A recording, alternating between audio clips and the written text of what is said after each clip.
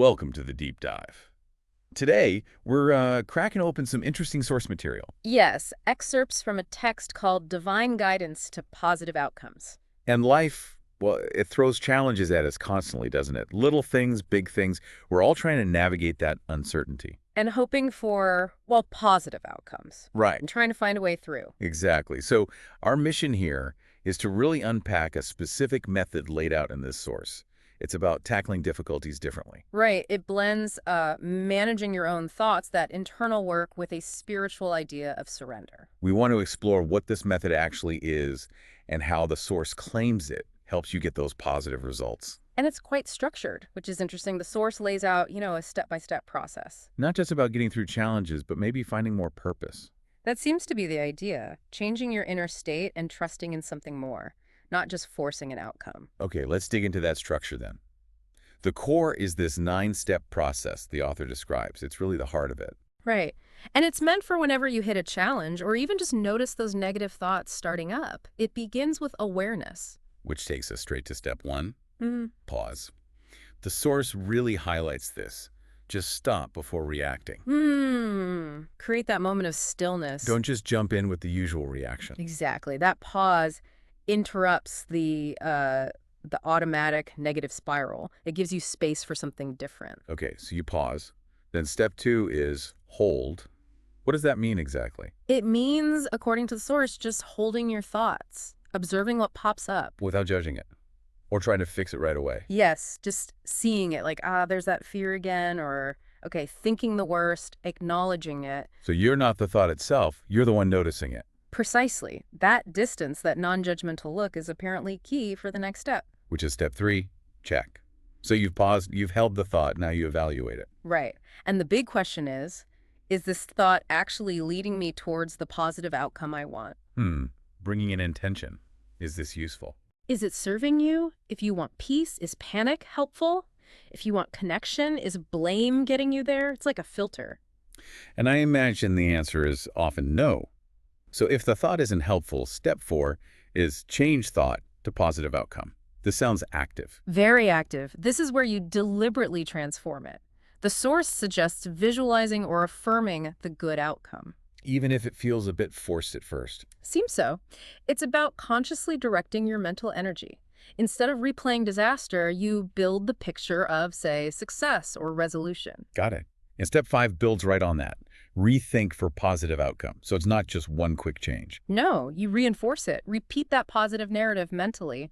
Practice it. Embed it. Make it stronger than the old pattern. Yeah, the source seems to acknowledge that habits are strong. So this rethinking, this repetition, is presented as building a new, stronger mental path. But what about, the background noise? The doubts that creep back in? That's step 6. Accept the mind's chatter. The source is realistic here. So doubts will come back. They probably will. The key is to acknowledge them. Okay, there's that doubt again. But don't get swept away. Gently refocus. Back to the positive outcome you chose. Exactly. Note what's chatter, accept it's there, but pivot back to the positive focus from steps 4 and 5. Don't feed the drama. Okay, now this feels like a turning point. Step 7, surrender to God. Mm-hmm. This brings in the spiritual side very directly. It really does. After all that internal work, pausing, holding, checking, changing, rethinking, accepting chatter, then you surrender. Surrender the outcome. Yeah. Your desires. Yes. Ask for guidance. Trust in what's meant to be. It's a shift from intense personal effort. To trust. Releasing the need to control how it happens or when. Right. You've set your positive intention, done the mental work, now you let go of the attachment. The source suggests this opens things up to, well, divine timing and maybe better outcomes than you could engineer yourself. Interesting. So after that surrender, what's next? Step 8, embrace the present moment. Back to practical reality. Focus on what's right in front of you, your work, your family, self-care. Things you can actually do now. Exactly. You've done the inner work, you've surrendered. Now just be present and engaged in your life. Without the anxiety about the future, you just surrendered. Grounded. Okay. And the last one, step 9, practice and observe. Crucial. The source stresses this isn't a magic bullet. It takes continuous practice. Applying the steps again and again. And watching. Observing what happens. How does guidance show up? How do outcomes unfold? The source claims consistent practice shows you it works. That's the idea. It's presented as a discipline, and the observed part is where you supposedly see the link between the inner work, the surrender, and what actually happens externally, reinforcing the belief.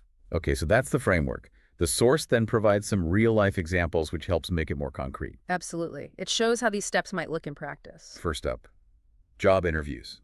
Classic anxiety situation. Right. Instead of spiraling into fear of rejection, the example describes pausing, holding thoughts of being capable, prepared. Checking if fear helps. It doesn't.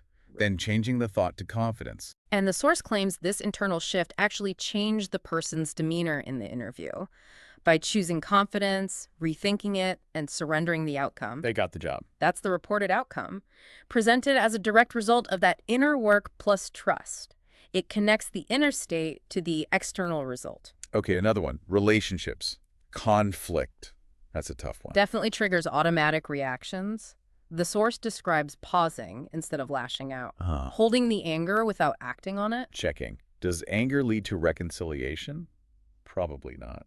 So then changing the focus to the desired outcome, maybe healing, understanding, rethinking that positive goal for the relationship. And the surrender part here would be? Surrendering the need to be right or to control the other person's response. The source suggests this surrender opens up space for real healing conversations. Claiming it led to reconciliation. Again, linking the process to the outcome. Yes. Interrupting the negative cycle, setting a positive intention, and then letting go. The third example is health challenges. Facing illness. That involves a lot of fear. Understandably. The source describes shifting focus away from just the fear or the diagnosis. Towards positive actions. Self-care, healthy choices. Right. Focusing on what you can do. And then the crucial step again, surrendering the situation itself, the illness, the timeline, the prognosis, surrendering it to God. And the claimed outcomes here, not always a magic cure. Not necessarily. The source mentions finding peace amidst the challenge, which is a positive outcome in itself. And sometimes, yes, surprising improvements were noted. So it's about inner peace too, not just external results. That seems key. That state of peace and trust is a positive outcome and maybe has ripple effects. These examples really try to illustrate the source's main claim.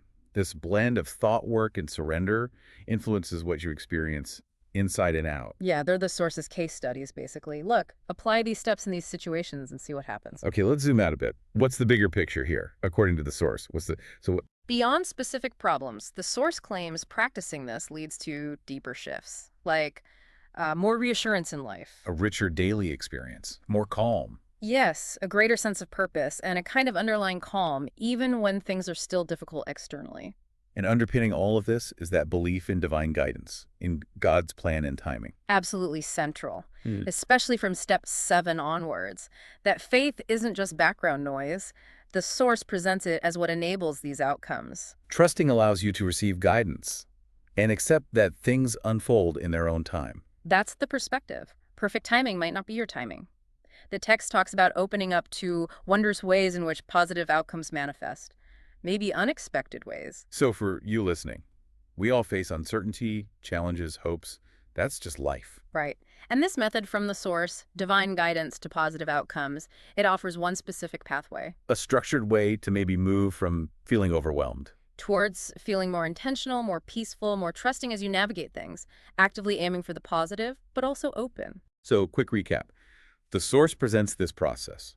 Pause first. Manage your thoughts, check them. Change them to positive, reinforce that, accept the mental noise. Then, crucially, surrender the outcome to a higher power. Ground yourself in the present and keep practicing, keep observing. All rooted in that faith and divine guidance, presented as the way to foster those positive results internally and externally. It really is an invitation from the source, isn't it? It is. Try these steps. See for yourself, the author suggests, what happens. Observe the shifts, trust the timing. Which leaves us with a question, really. It's Matt. What possibilities might open up for you if you approached your challenges with this particular blend of deliberate positive thought and that deep spiritual